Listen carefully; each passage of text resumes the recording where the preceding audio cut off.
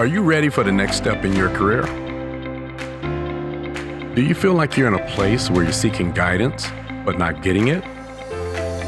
Are you leading a team that just isn't listening and you're not getting the results you need? Is it time for you to sharpen your leadership skills? Then you've come to the right place. Welcome to the What Do You Stand For podcast.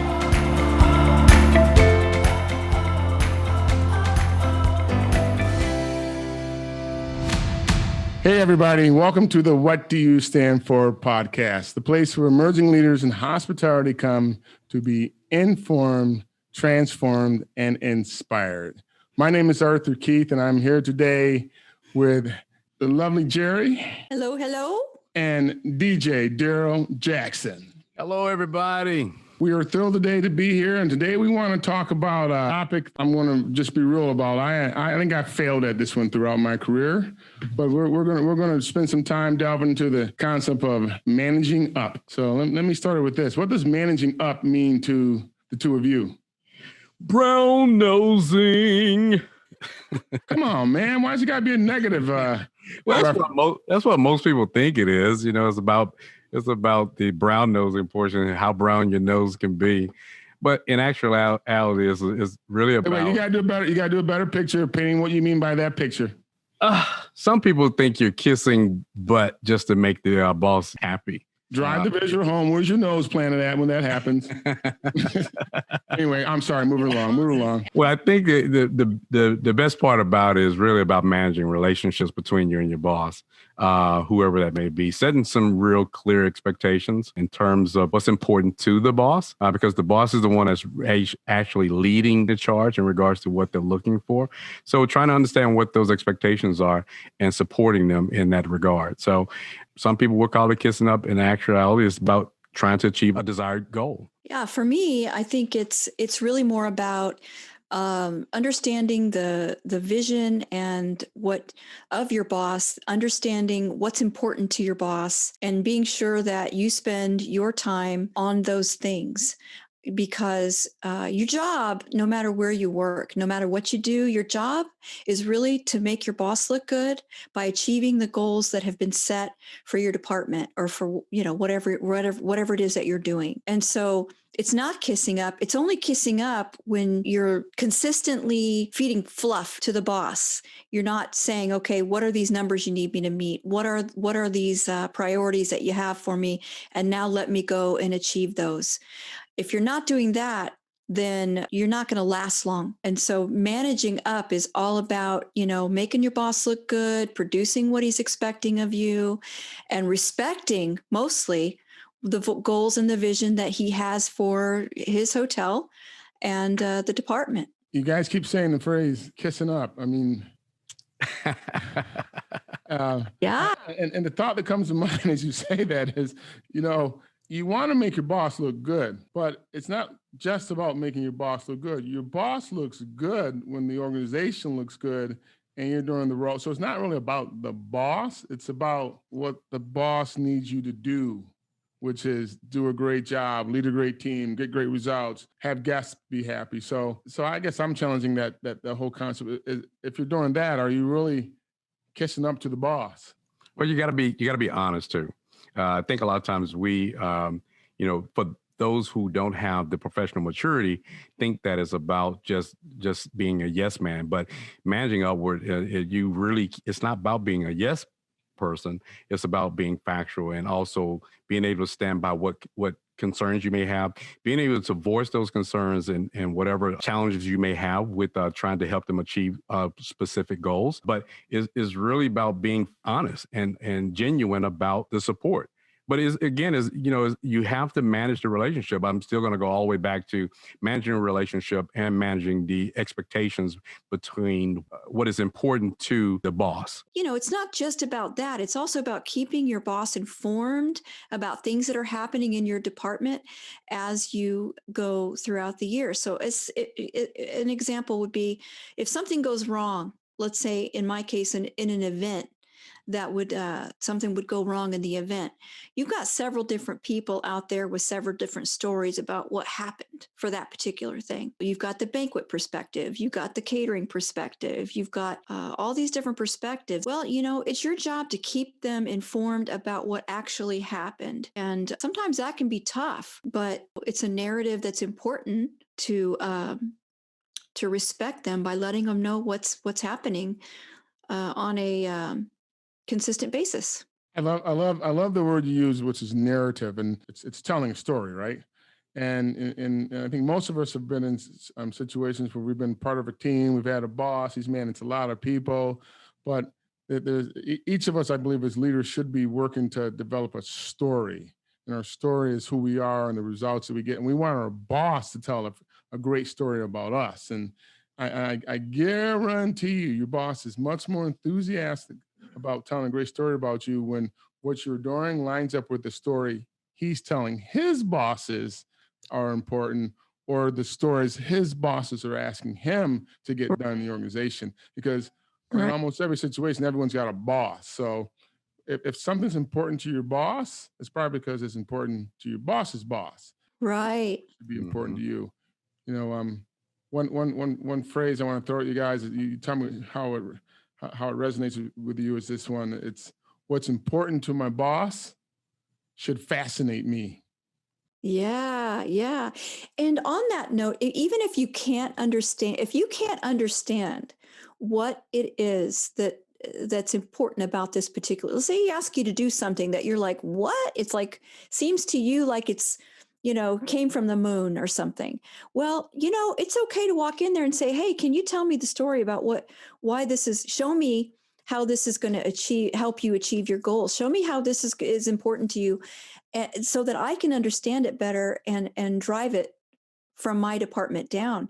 And I don't think that's a bad idea. Don't go in there like questioning, what he wants you to achieve, but you can go in there and just ask for more clarity on it. Well, I'm going to use an example for us with banquets. I remember one event where we basically they had a meeting in a room, and we had to turn the room for a large banquet event. The room was set up for about 2,000 people for a classroom, and they were running late on their meeting. Our goal was, and that our boss basically wanted to know if we could basically get the room turned in time for their dinner, their banquet that evening. We're fastly closing in on our time to prepare. Normally we take about an hour and 45 minutes. It's usually right up in there to do those things, to get the room completely set and whatever. But as we closed in on the time, the goal was he wanted to know if we could do it.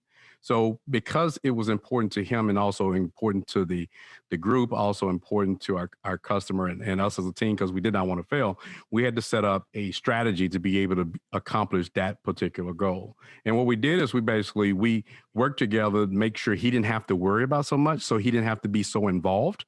And so we devised different micro levels of support, who had to do what at certain times, who walked in the room at a certain time. And as they rolled into the room to get the room set, we knew that we had to start from one part of the room and work our way back throughout the room to get it set. And we were able to accomplish our goal and set the room in about 30 minutes, as opposed to, because everybody had to be involved. So it took all hands on deck. But it was a goal, to make him look good in front of the salesperson, and also with the main client. It made him look good in front of them. It was a personal thing for us because we did not want him to fail. And if he had failed, we all failed. And it was a personal thing to make sure that that we took care of the expectation. We exceeded the expectation for that. Just curious, when you did that, did you go back to him and share with him what it took to get that done, and so that he knew going forward? Absolutely. I think what we did is we took some of the learnings out of it. Whenever, they say pain brings memories, right? And it was painful to get all those things done. And I believe that, out of those situations, there's some learning moments. There's some nuggets that we can always take forward that end up being part of our toolbox, per se, for future events. And when we're pushed to that stress level, and you basically, you now have something to say, okay, now we can use this particular item. And he's like, okay, I got it now. But what I tell you, what was cool about this, Arthur, is that he had a greater, confidence in us to be able to accomplish almost what seems impossible. Yeah. And so I always wanted to make sure that my boss felt that he had the right team on board and that he didn't have to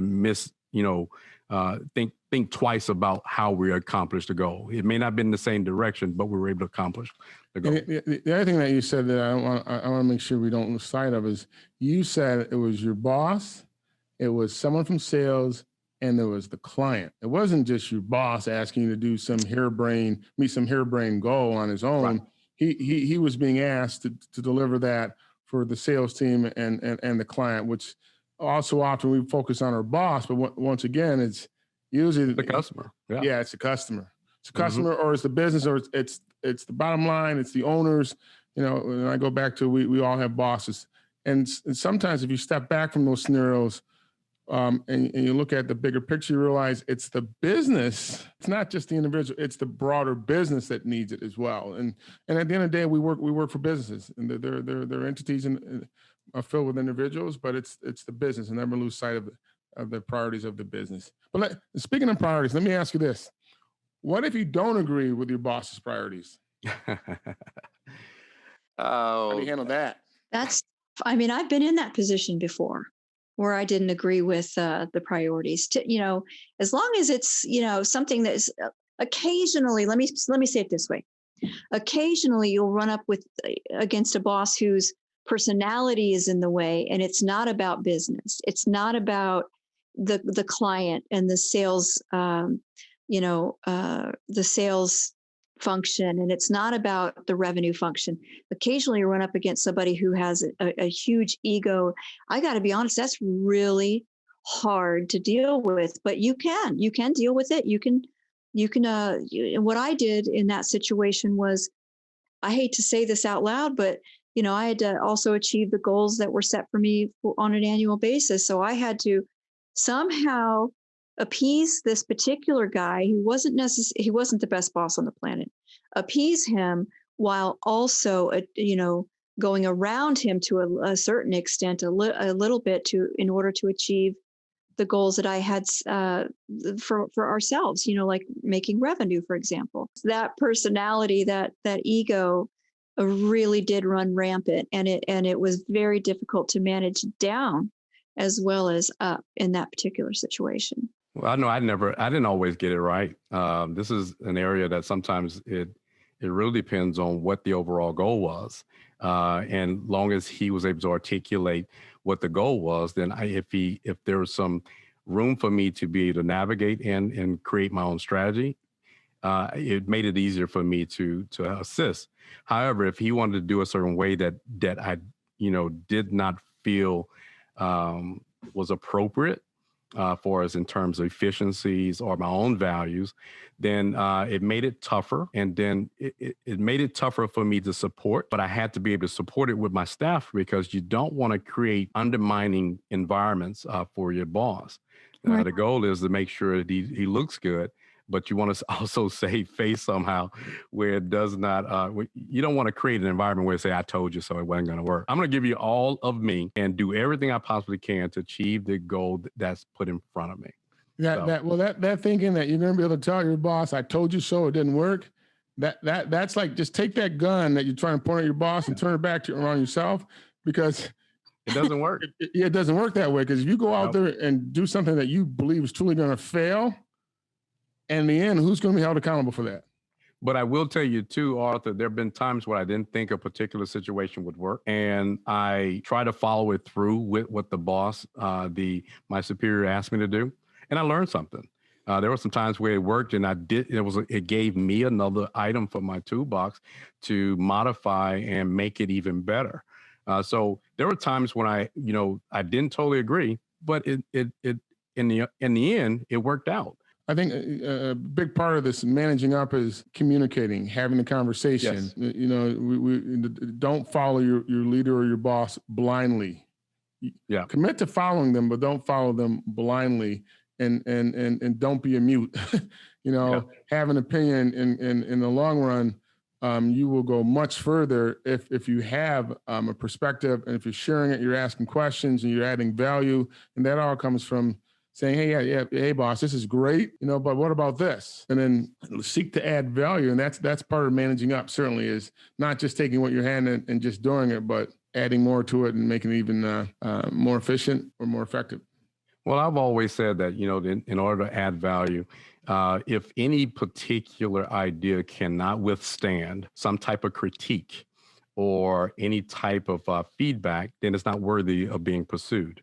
And I've always felt that. I think a lot of times a good boss is going to understand that he wants people who's going to challenge him. He's going to want someone to give him some type of pushback in order for him to be a better leader. And that's a mature leader. And that means that person understands what leadership is all about.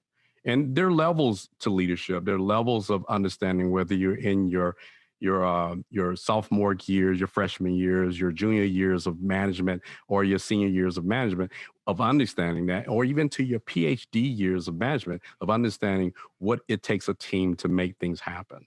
And so I think, it is really about making sure that you have, to your point, Arthur, the communication and building a relationship where it creates a genuine level of trust, safety, where you're able to voice your opinions and not have to worry about ridicule or any blowback behind it if you don't agree with what the boss says.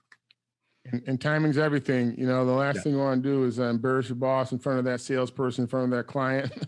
It may feel good in the moment to say, I told you so, and we should have done this. Yes. All right. And you need to know your boss and know their personality and when they're open and when they're not open. Ask them if they like to hear another point of view versus them running in there and telling them they're wrong. Everyone's different. That's right. Part of managing your boss is knowing how they communicate and when they're open and when they're not.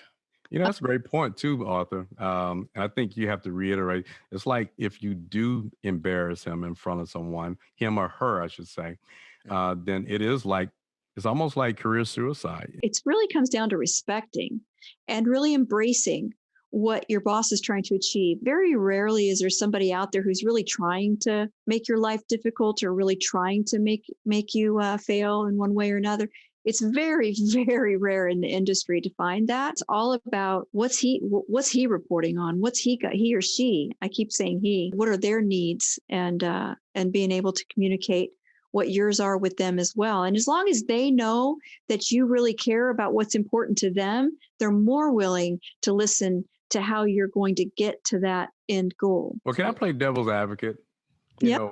In regards to, kissing up, some people think, there are a lot of people. I used to remember listening to people and their peers. Hey, you're kissing up. Why is he always kissing? He's kissing someone's butt. So my question would be is, how do you turn around those mindsets of people who don't quite get it? How would you do that? How in the world did you get someone to understand that it's not about kissing up? It's really about getting everybody on the same page. How would you approach that? I would always strive to, this concept of you're kissing up. It's not about the individual. It's about the business. It's about the team. It's about all of us.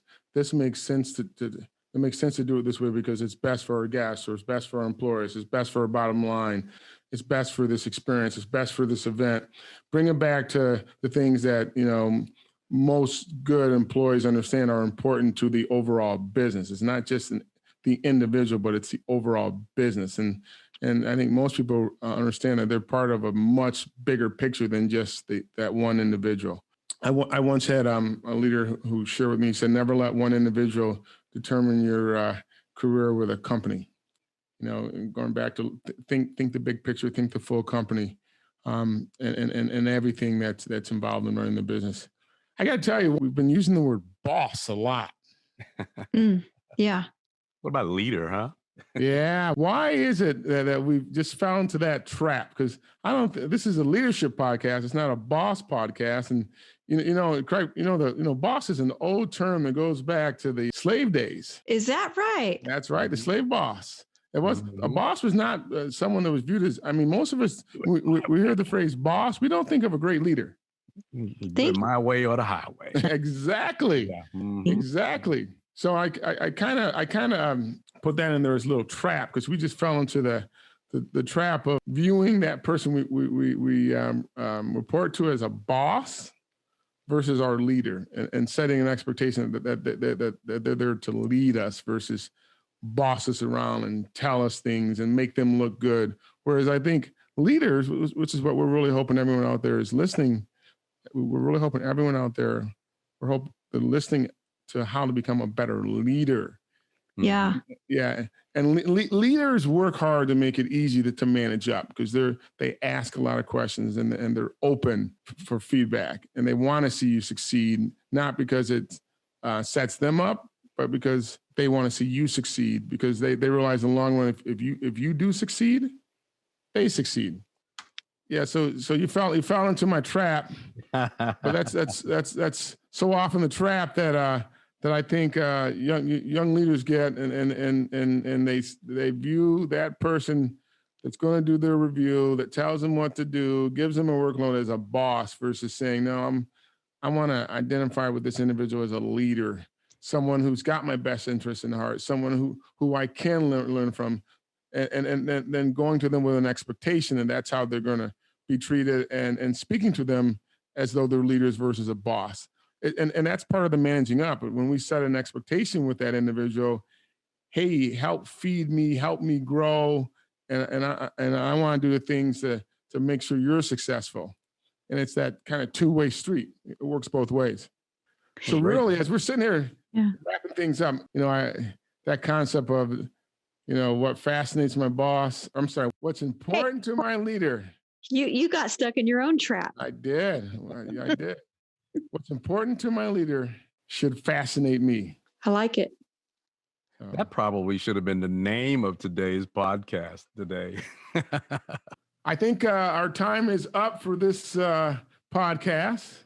So soon already? Yeah. We've been at it for a while now, unpacking this concept of what it means to manage up to that boss, to that leader that you report to, and that there is value in doing so. And quite frankly, it can help you move your career along faster if you do take the time to understand what's important to your leader, manage to those expectations, communicate to them on a regular basis, make sure they understand what you're doing and doing well, making sure they understand how you've overcome challenges, and that you're really aligned with their values and their priorities. When they have that sense, they then carry a belief that you get it, and you're the type of leader that they want to bring along with them as they grow. And great leaders understand that when there are other great leaders around them, that helps them grow. So you want to be a great leader, and you want to encourage that great leader that you report to bring you along with them. So, Jerri, thank you. Daryl, DJ, yes, taking this journey. We want to thank everyone out there who listening on this podcast.